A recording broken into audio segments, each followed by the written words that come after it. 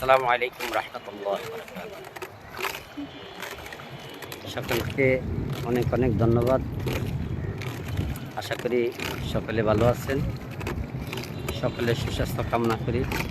আল্লাহ সুবহানাহু ওয়া তাআলা যেন আমাদের সকলকে সুস্থ রাখে, ভালো রাখে। এই জন্য আল্লাহ সুবহানাহু ওয়া তাআলার কাছে সদা সর্বদা সর্ব অবস্থায় আল্লাহ সুবহানাহু ওয়া তাআলার সাহায্য চাই।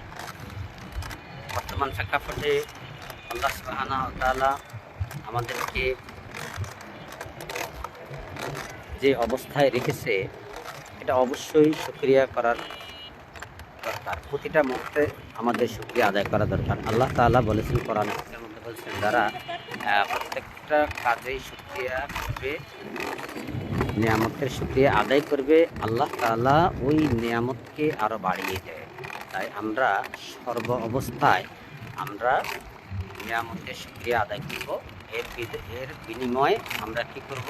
আল্লাহ তাআলা এর বিনিময়ে আমাদেরকে নিয়ামত আরও বাড়িয়ে দিবে।